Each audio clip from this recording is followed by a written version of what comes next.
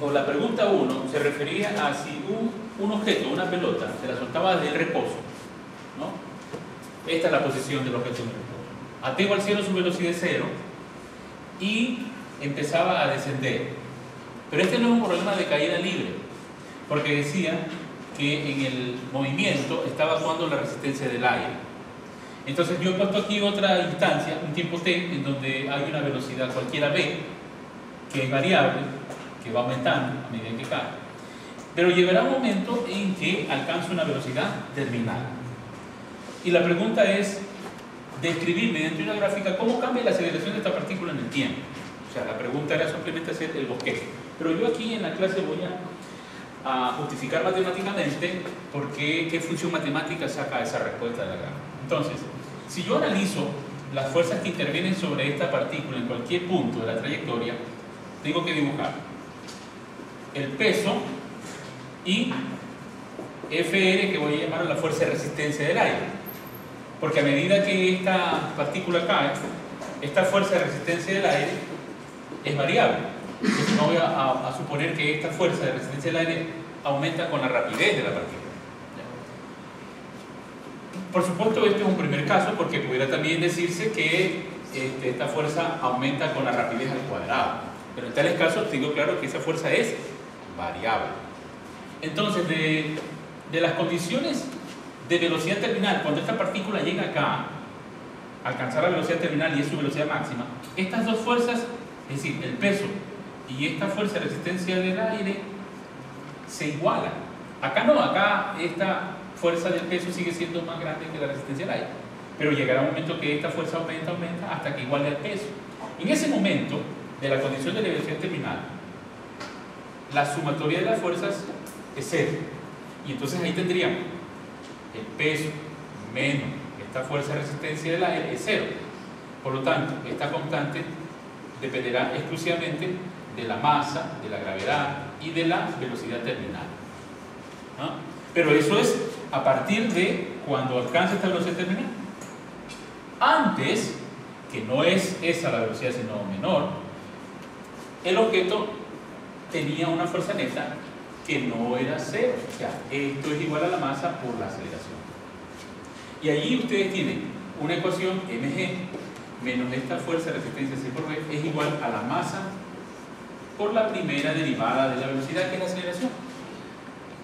¿Se fijan? Y entonces de aquí ustedes despejaban el diferencial de tiempo, la masa la pasaban a dividir, y del lado derecho, ¿qué les quedaba? Un diferencial de velocidad, y en el denominador mg menos c por la velocidad. Se hace la separación de las variables, como se llama eso. Una vez que tienen eso, ustedes distinguen. A ver, yo tengo un caso en el que le hago un cambio de variable, le llamo u, a esto que está en el denominador, le pongo mg menos c por b, eso llamo u. Y si cogen la primera derivada de u con respecto a la rapidez, o sea, derivan, esta que es el peso no cambia, es una constante, por lo tanto es 0. Si derivan esta, que es la variable, les queda menos c, la primera derivada. Entonces resulta que el diferencial total de este variable u es menos la constante por el diferencial de la velocidad. Entonces ustedes van a tener que completar aquí en este término el factor que les falta ahí, la constante c. Pero para que no se altere, también se la divide.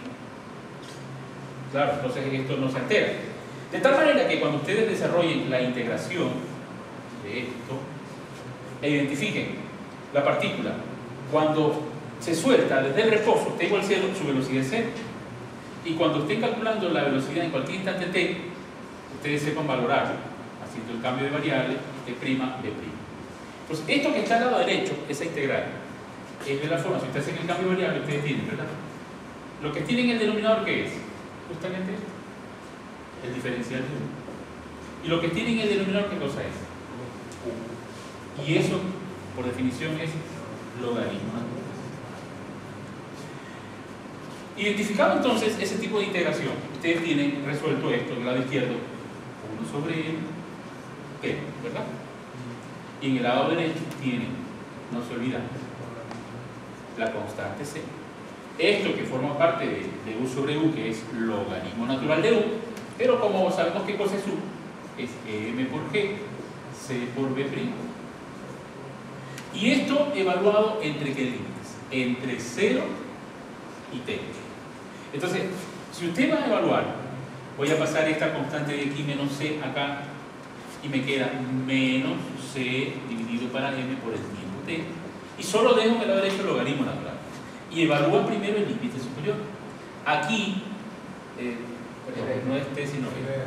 Aquí, donde está la b', reemplaza por la variable b. Y le queda logaritmo natural de mg menos c por b, porque aquí reemplaza el límite superior. Luego pone menos, otra vez la función, logaritmo natural de esto que está aquí evaluado por la variable b' por este límite inferior, que vale 0. Entonces, esto es ese 0, que queda solamente mg. Aplica propiedades de logaritmo, ¿verdad?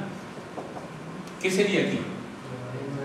División. Entonces tiene logaritmo natural de mg cb todo dividido para mg. Y si quieres simplificar, entonces vámonos por acá. Entonces escribimos menos cmt igualado a logaritmo natural de 1 menos cbmg. Ahora les recuerdo una cosa. Yo había concluido que a ver si miran esto acá. Miren esto. ¿Cuánto valía c? C valía mg sobre la velocidad terminal. Entonces tomemos ese valor de la constante c y reemplacémosla acá. mg, dado que c vale mg sobre velocidad terminal, entonces yo sé que c sobre m, por ejemplo, queda g dividido para la velocidad, o c sobre mg queda igual a 1 velocidad terminal, ¿verdad? Entonces hago esa sustitución y me va a quedar de aquí que tengo c sobre m, ya me queda g por el tiempo t y la velocidad terminal. Esto de aquí, repito, reemplacé por esto, g sobre velocidad terminal. Ahora, lo que tengo adentro, logaritmo natural de 1 menos g sobre mg. ¿Qué cosa es esto? Es 1 sobre velocidad terminal. Entonces tengo la velocidad sobre velocidad terminal. ¿Están claros? Como mi objetivo aquí es despejar la velocidad, entonces aplico Euler. Entonces digo E elevado a la menos gravedad, tiempo, velocidad terminal es igual a 1 menos, ¿de acuerdo? Y entonces, ¿qué tienes de ahí? Que despejar la variable velocidad y finalmente llegan a ¿qué? A que la velocidad es igual a la velocidad terminal por 1 menos e a la menos g, la gravedad, la velocidad terminal del tiempo. O sea, una función que es variable, en la que si ustedes grafican cómo varía la velocidad en el tiempo, o sea, si les mandaran a graficar la velocidad con el tiempo de ese objeto que está sometido a resistencia del aire, pues tiene un valor asintótico en la velocidad terminal. O sea, tiende a alcanzar esta velocidad terminal partiendo de 0. Es decir, en el momento que se suelta, ¿no?, la velocidad es 0, parte del reposo. Pero ahí su rapidez aumenta, su velocidad está aumentando y va a alcanzar, tiende a alcanzar la velocidad terminal. Entonces, eso lo hace en t infinito, ¿no?, porque en t infinito es el 0 y le queda la velocidad terminal. Asimismo, cuando esto vale t0, esto vale 1, 1 menos 1, 0. Esto es la función que describe cómo cambia la rapidez de ese objeto en caída, que no es libre, sino con un movimiento de aceleración variable. La pregunta era graficar, bosquejar cuál era la gráfica de la aceleración versus el tiempo. Pero si tenemos esta como es la velocidad, entonces la primera derivada de esta función matemática de velocidad le daría la aceleración y por lo tanto la respuesta. ¿Qué significa? Que si ustedes derivan esto, la primera derivada de una constante es 0. ¿Recuerdan cuánto es la derivada de una función exponencial? La derivada de su exponente. Y eso queda menos g velocidad terminal. Por la misma función, tal cual, menos e a la menos g velocidad por tiempo. Esa es la primera derivada. Entonces le queda que la función matemática es menos por menos más. Se cancela la velocidad, queda la gravedad.